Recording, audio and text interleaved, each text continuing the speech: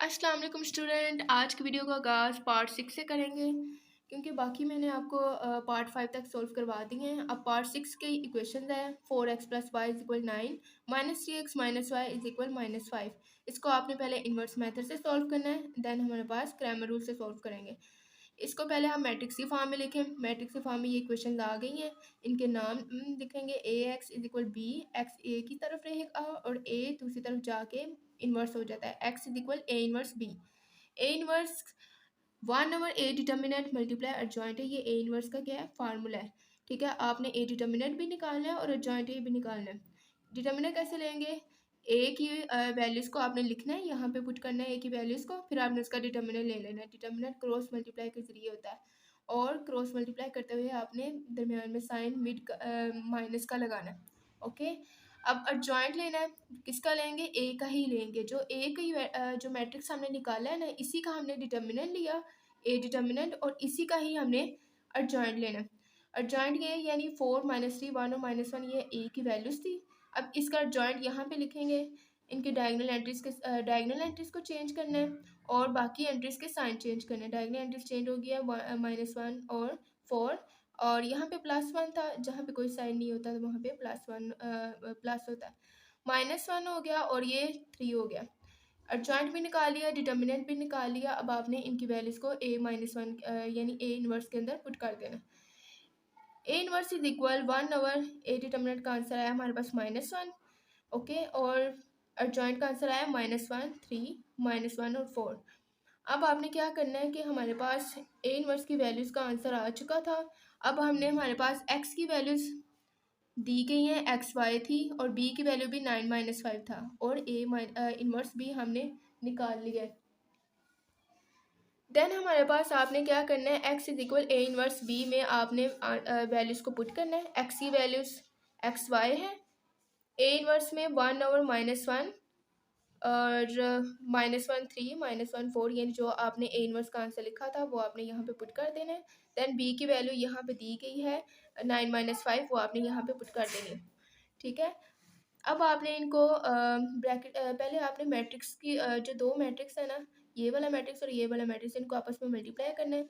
Multiplication rule आपको याद हो गया होगा कि इसका एरो आपने रो की तरफ शो करना और इसका एरो आपने कॉलम की तरफ शो करना।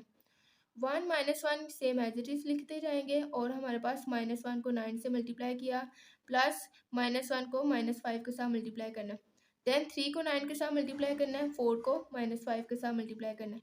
1 -1 ऐसे ही रहेगा।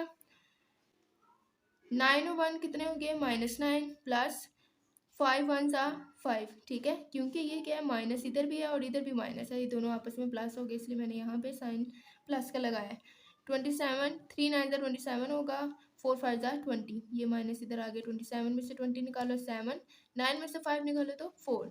अब हमारे पास ये वाली वैल्यूज रह गई हैं 1/-1 4/7। आपने इनके साथ पहले मल्टीप्लाई कर देना। पहले आपने ब्रैकेट्स को मल्टीप्लाई किया जो मैट्रिक्स की थी, देन आपने 1 और -1 को आपने अंदर की तरफ मल्टीप्लाई करना। -4 × 1/-1 7 × 1/-1 4 -7 हमारे पास आंसर आ चुका है। तो हमारे पास x और y की वैल्यूज़ का आंसर आ चुका है। x के सामने हमारे पास 4 था, y के सामने हमारे पास -7। x की वैल्यू आई 4 और y निकल आया हमारे पास -7। सो स्टूडेंट्स, हमारे पास इन्वर्स मेथड सॉल्व हो चुका है। क्रैमर रूल आपको मैंने मेथड बताया हुआ है, उसका आपने फार्मूला याद रखना है। ax determinant over a determinant, ay determinant over a determinant. आपके पास a डिटर्मिनेंट जो सा है आपने पहले ही निकाल लिया होता है। a डिटर्मिनेंट यहाँ पे दिया गया है -1। ठीक है, a डिटर्मिनेंट यहाँ पे भी है और यहाँ पे भी है, तो हमारे पास पहले से ही है। a डिटर्मिनेंट ये हमें निकाला हुआ इन्वर्स मेथड में। सिर्फ ax नहीं है और ay नहीं है, इन दोनों का आपने वैल्यूज़ को निकालना है और इनकी डिटर्मिनेंट लेना है। ax की वैल्यूज़ को निकाल के आपने 9 - 5 इनका डिटर्मिनेंट लेने के बाद हमारे पास ax डिटर्मिनेंट का आंसर आ गया -4, और ay डिटर्मिनेंट को आपने डिटर्मिनेंट लेके क्रॉस मल्टीप्लाई करके हमारे पास आंसर आया 7। ठीक है, इसका आंसर आया -4 और इसका आंसर है 7।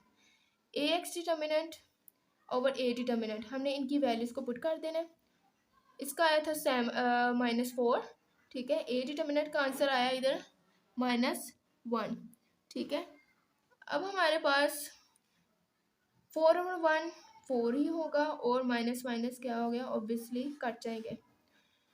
ए वाई का डिटर्मिनेंट और ए डिटर्मिनेंट, इन दोनों की वैल्यूज़ का हम लोग यहाँ पे आंसर पुट करेंगे। ए वाई का आंसर आया 7 और ए डिटर्मिनेंट जो कि हमारे पास था -1। ठीक है, अब 7 ओवर -1 7 ही होगा ऑब्वियसली, और ये माइनस एज इट इज़ आ जाएगा। हमारे पास आंसर आ चुके हैं 4 और -7। क्या यहाँ पे इन्वर्स मेथड में भी थे 4 और -7? सो हमने सॉल्व कर लिया है। इन्वर्स मेथड और क्रैमर रूल सॉल्व हो चुके हैं। सो स्टूडेंट्स, हमारे पास इन्वर्स और क्रैमर रूल का आंसर आ